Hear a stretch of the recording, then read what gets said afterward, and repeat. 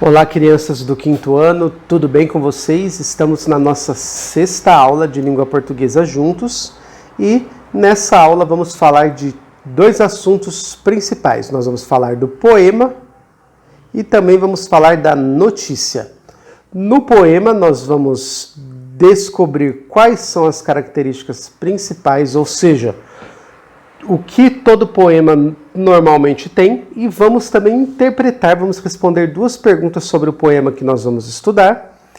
Da mesma forma, vamos fazer com a notícia. Nós também vamos ler uma notícia juntos e depois relembrar o que toda notícia tem que ter e, além disso, também vamos interpretar uma notícia. Vamos juntos? Então, vamos começar com o poema. O poema é um gênero textual. Você se lembra como se organiza um poema? Qual é a estrutura desse gênero textual chamado poema? Então, vamos estudar juntos. Um poema que nós vamos estudar se chama O Relógio e ele foi escrito por Vinícius de Moraes. Preste atenção. Passa tempo, tic-tac, tic-tac, passa a hora. Chega logo, tic-tac, tic-tac e vai-te embora. Passa tempo, bem depressa, não atrasa, não demora, que já estou muito cansado, já perdi toda a alegria de fazer meu tic-tac, dia e noite, noite e dia. Tic-tac, tic-tac, tic-tac.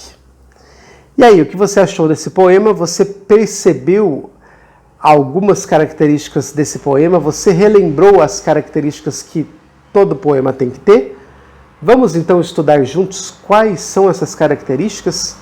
Bom, o poema O Relógio é um poema organizado em versos e estrofes. Assim como todo poema. Todo poema é organizado em versos e estrofes. Quero te lembrar mais uma vez que o poema é um gênero textual. E aí eu te disse que o poema ele é organizado em versos e estrofes, mas o que significam essas duas palavras, versos e estrofes? Bom, os versos são as linhas de um poema. No caso do poema O Relógio, vamos contar quantos versos ele tem? 1, 2, 3, 4, 5, 6, 7, 8, 9, 10, 11, 12, 13, 14, 15, 16, 17, 18, 19.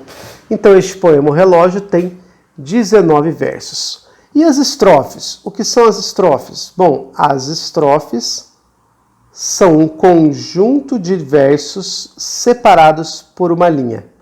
Então, os versos que se juntam e são separados por uma linha formam uma estrofe. Outra informação importante sobre os poemas é que eles podem conter rimas. Você se lembra o que é uma rima?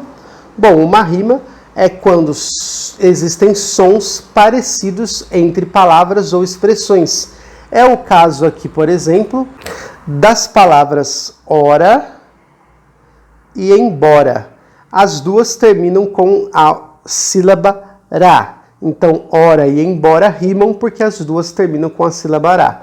Esses sons parecidos podem ser o som de expressões também, como o tic-tac, tá? Bom, falamos o que todo poema normalmente tem. Eu quero te lembrar que nem todo poema tem rima, tá? Alguns poemas não são rimados, mas eu posso te afirmar que todo poema está organizado em versos e estrofes. Bom, eu quero te perguntar primeiro quem é o eu lírico desse poema. E aí eu quero te explicar o que significa a palavra eu lírico. O eu lírico de um poema é o personagem do poema, é aquele que está falando no poema. Nesse poema O Relógio, quem será que quer que a gente não se atrase, que não demoremos? Quem é que já está cansado, que já perdeu a alegria de fazer o tic-tac? Quem é? Então, você deve ter pensado aí que a resposta é o relógio. E, de fato, você está certo. O personagem, o eu lírico deste poema é o relógio.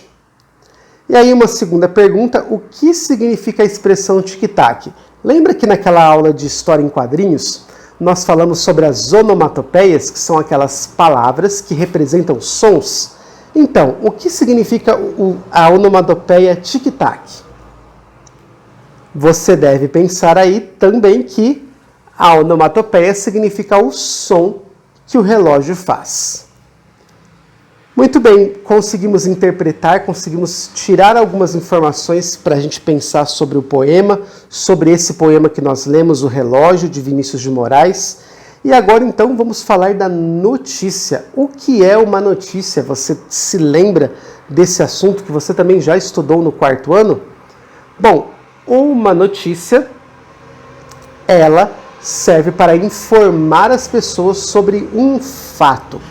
Vamos ler esta notícia que está aparecendo aí. Esta notícia, ela traz um título e ela tem um texto que complementa o título, ao mesmo tempo que traz uma imagem que também complementa os outros dois.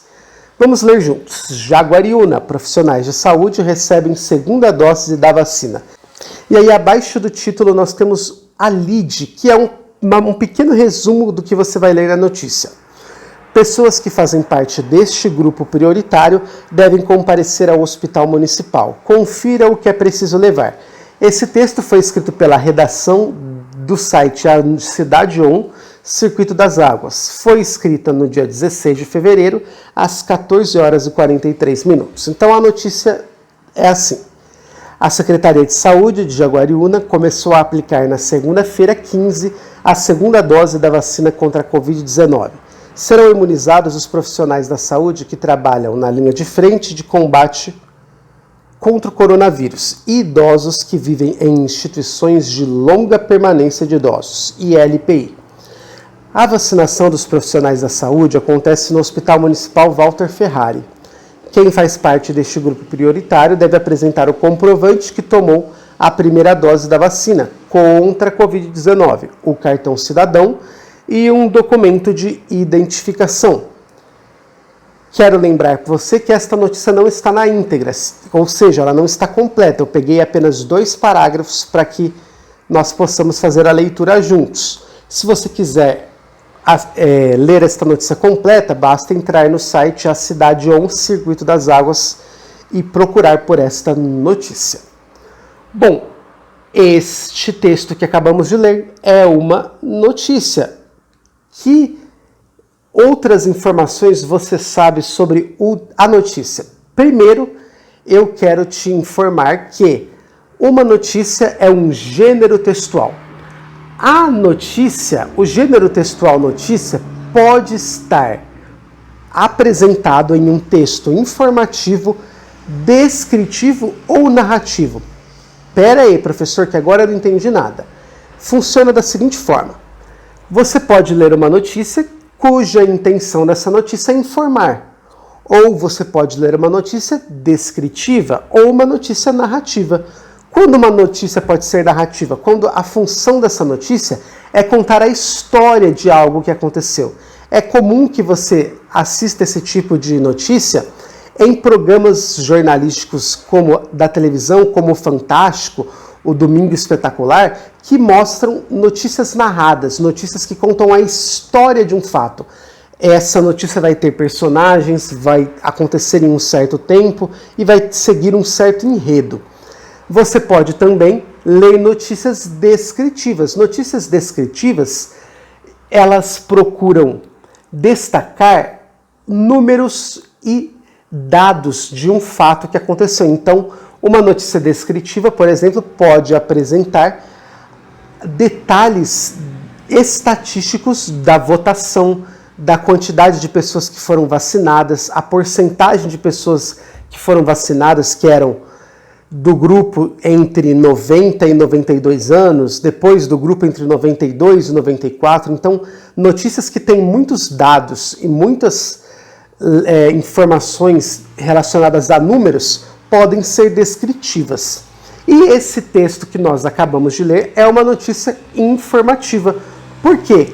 Qual é a função dessa notícia que acabamos de ler? É informar sobre algo que está acontecendo na cidade. Então, por isso que a notícia que nós lemos é uma notícia do gênero textual notícia e o tipo de texto é texto informativo. Toda notícia ela pode ser encontrada em jornais, revistas, na internet ou na televisão. Toda notícia vai ser um texto impessoal. O que significa isso? O autor da notícia ele não vai escrever a sua opinião. Por exemplo, o autor dessa notícia sobre a vacinação em Jaguariúna não disse qual era a opinião dele sobre a vacinação, se ele acha certo ou errado vacinar primeiro os profissionais da saúde, se ele gostaria que primeiro os professores fossem vacinados. Não, ele não emitiu a opinião dele. Por quê? Porque senão esse texto não seria uma notícia. A notícia ela precisa ser impessoal, porque a intenção dela é transmitir o fato de forma clara e objetiva. Ou seja, a intenção dessa notícia é que você saiba quem pode tomar a segunda dose e quais documentos precisa levar. Ponto. A notícia também não utiliza uma linguagem informal, ou seja, a linguagem de uma notícia será sempre formal. O que significa que a linguagem é formal? Ela não utiliza gírias e o texto está em norma culta, ou seja, respeita todas as regras da língua portuguesa. A notícia pode falar de um fato. Fato é algo atual que aconteceu e que influencia, que impacta a vida das pessoas. Nem toda notícia vai impactar a vida de todo mundo. Essa notícia vai impactar a vida dos profissionais da saúde e das pessoas que vivem em instituições de longa permanência, os idosos. Bom, falamos das características que toda notícia pode apresentar e vamos agora interpretar esta notícia que acabamos de ler. Veja esta primeira pergunta. Pense em qual resposta você me daria. Segundo a notícia, qual documento não é necessário para tomar a segunda dose da vacina? Então, para tomar a segunda dose, você não precisa levar o documento de identificação? Letra B, você não precisa levar o cartão cidadão? Letra C, você não precisa levar o comprovante de endereço? Ou letra D, você não precisa levar o comprovante que tomou a primeira dose? Bom, pense um pouquinho, qual alternativa você responderia?